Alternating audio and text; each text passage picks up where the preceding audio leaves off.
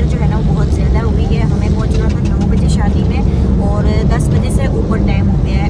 सारा मेकअप हो गया, लिपस्टिक मैंने क्यों नहीं लगाई। जब से मेरी शादी हुई है ना, पहली बार मैं अपने हस्बैंड के साथ एक शादी में जा रही हूँ। इससे पहले मैं उनके साथ कभी भी शादी में नहीं गई। अस्सलाम वालेकुम, कैसे हैं आप सब? मैं उम्मीद करती हूँ सब खैरियत से होंगे। अल्हम्दुलिल्लाह मैं भी बिल्कुल ठीक हूँ।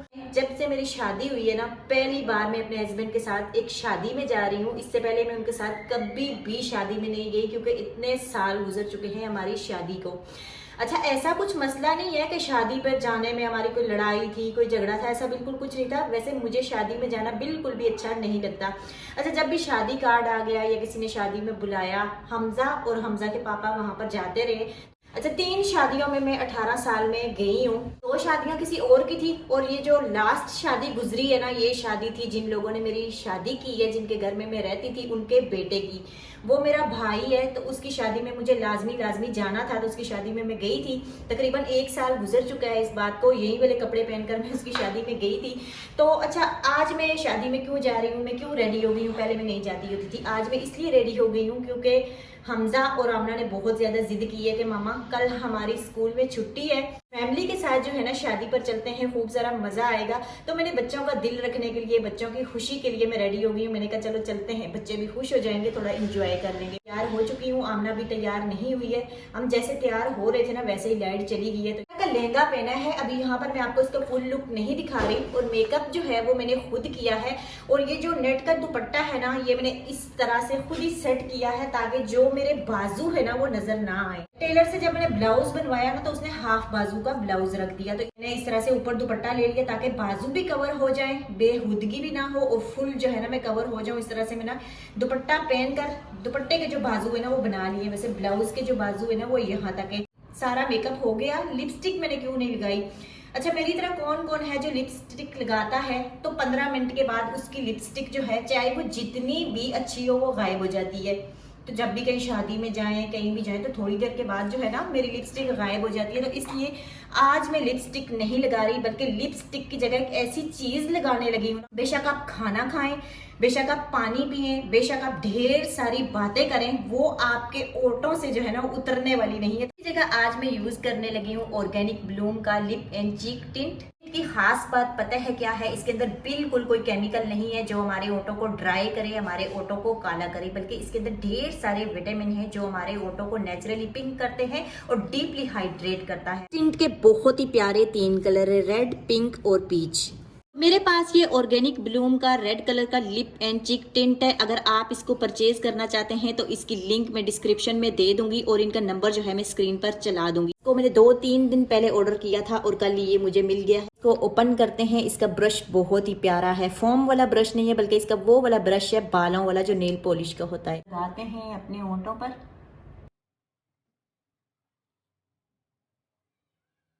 और टिंट अगर हम लगाए ना, मैंने एक ऑनलाइन और भी टिंट मंगवाया था, वो जैसे ही लगाएंगे तो ओंठ के ऊपर जम जाता है, लेकिन ये बहुत अच्छे तरीके के साथ देखें ब्लेंड हो गया है। लगा लिया। इसका बहुत ही ब्राइट सा कलर है। कितना लाइट रखना है, कितना डार्क रखना है, ये आपकी चॉइस है। तो शादी के हिसाब से ना माशाल्लाह से बहुत ही प्यारा डार्क सा कलर जो है ना मैंने इसका लगा लिया इस तरह से। कलर के ऊपर रह गया, इसको मैं अपने चीक्स के ऊपर लगा देती हूँ इस तरह।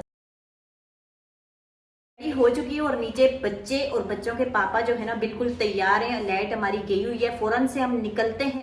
अभी हम लोग गाड़ी में बैठ गए हैं और देर जो है ना बहुत ज्यादा हो गई है। हमें पहुंचना था 9 बजे शादी में और 10 बजे से ऊपर टाइम हो गया है। अब छोटे बच्चे हैं, इनको अगर कहीं लेकर जाना हो तो इनको तैयार करना, घर से निकालना बहुत ज्यादा मुश्किल हो जाता है। अच्छा जी, अभी मोहम्मद और अहमद का सोने का टाइम भी हो गया है। हमजा भी इस टाइम ना सो जाता होता है क्योंकि सुबह स्कूल जाता होता है। तो आज तो हमजा ने सुबह जाना नहीं है, छुट्टी है इसकी। तो हमजा यहाँ पर एकदम बैठे हुए हैं फ्रेश, और मोहम्मद जो है यहाँ पर सो गए। क्या पहना है वो तो मैंने आपके साथ शेयर नहीं किया, इसलिए क्योंकि एक तो देर हो रही थी, दूसरा हमारी लाइट चली गई। तो अभी हम पहुँचते हैं शादी में, वहाँ पर चल कर ना लाइटिंग वाइटिंग जरा अच्छी होगी, वहाँ पर जाकर मतलब फिर चेक नहीं। अहमद आगे बैठा हुआ है अपने पापा की गोद में। अहमद भी सो गया है, कह रहे हैं अहमद भी सो गया है, मोहम्मद भी सो गया है। अभी वहाँ जाकर इनको जगाएंगे।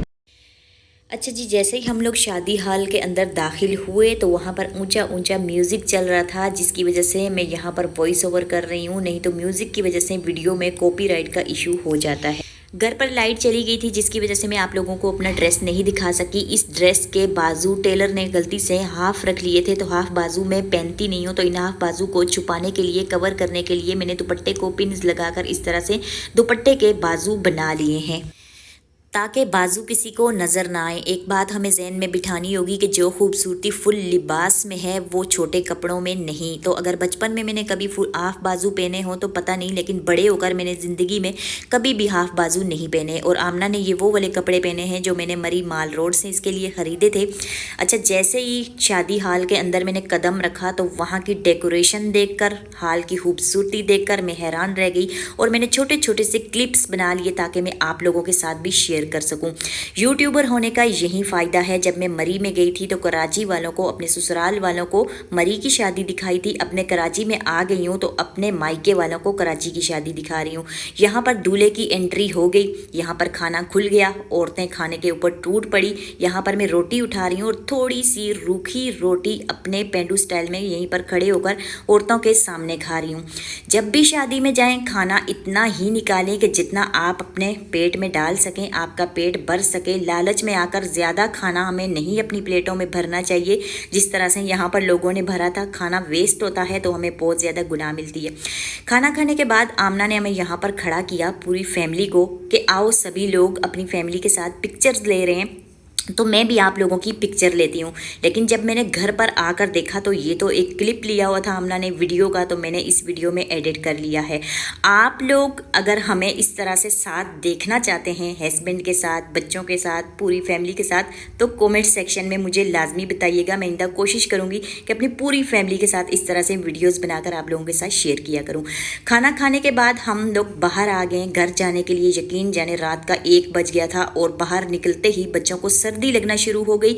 तो मैं इनकी जैकेट्स जो है वो साथ लाई थी, तो वो मैंने इनको पहना लिए। अभी मैं इन बच्चों को कह रही थी कि सबको अल्लाह हाफिज़ बोलो ताकि हम घर जाएं। तो मेरे जो ट्विन्स बच्चे हैं मोहम्मद और अहमद, वो कह रहे थे कि हमें दुल्हन और दूल्हे की गाड़ी के जो फूल हैं वो तोड़ने हैं। तो मैंने उनको बोला फूल नहीं तोड़ो, बस उनकी गाड़ी के ऊपर छोटा मोटा कुछ लिख दो क्योंकि उसके ऊपर डस्ट बहुत ज़्यादा थी। उसके बाद जो है ना हम चलते हैं घर। तो यहाँ पर मोहम्मद अहमद ने बोला कि हम इस गाड़ी के फूल नहीं तोड़ेंगे बल्कि इसके ऊपर, डस्ट के ऊपर छोटे छोटे से डिज़ाइन बनाएंगे। तो मैंने बोला चलो ठीक है। थोड़ी देर बच्चे खेले कूदे, उसके बाद हम गाड़ी करवा कर अपने घर वापस आ गए। तकरीबन रात के 2 बजे हम लोग घर पर पहुँचे हैं। तो वैसे मैं मगरिब के बाद घर से ज़्यादा कोशिश करती हूँ कि बाहर ना जाऊँ। अगर मजबूरी हो तो तब जाना पड़ता है, नहीं तो मैं नहीं जाती। तो इसी के साथ ही आज के व्लॉग में इतना ही। आपसे मुलाकात होगी किसी नेक्स्ट अच्छे से व्लॉग के साथ। तब तक के लिए अपना ख्याल रखिएगा। अल्लाह हाफिज़।